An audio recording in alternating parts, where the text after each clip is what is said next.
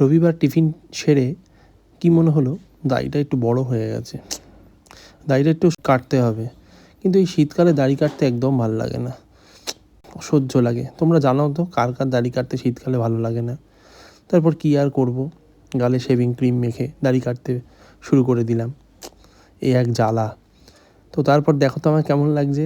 আমাকে তো আমি নিজেই চিনতে পারছিলাম না, কেমন যেন চিকনা চিকনা লাগছিল।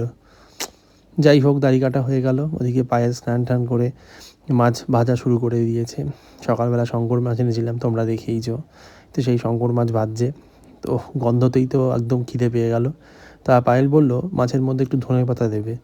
তো মাছের রেসিপিতে ধনেপাতা দেওয়ার জন্য বলল বাজার থেকে নিয়ে আসতে। তো আমি তারপর চলে গেলাম বাজারে, একটু ধনেপাতা, আর আমার তো গন্ধরাজ লেবু দিয়ে ভাত খেতে খুবই ভালো লাগে, তো সেই জন্য একটু গন্ধরাজ লেবু আর পায়েলের বলে দেওয়া ধনেপাতা নিয়ে চলে এলাম। ওই ধনেপাতা দেবে মাছের রেসিপিতে, তো আশা করি খুব ভালোই লাগবে খেতে। আর ওদিকে শঙ্কর মাছ একদম রেডি, দেখতেই পাচ্ছ।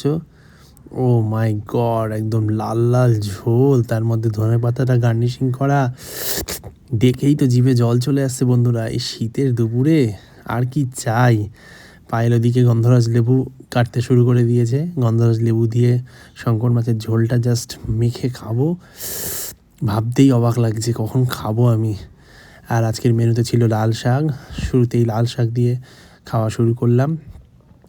আর তারপরেই চলে এলো অনেক অপেক্ষার শেষ, শঙ্কর মাছ, লাল লাল ঝোল, ধনেপাতাটা দিয়ে জাস্ট দেখার মতো লাগছে। আর খেতেও বন্ধুরা জাস্ট দারুণ হয়েছিল। তোমরাও তাড়াতাড়ি খেয়ে নাও আর দেরি করো না। দেখা হচ্ছে পরের ভিডিওতে।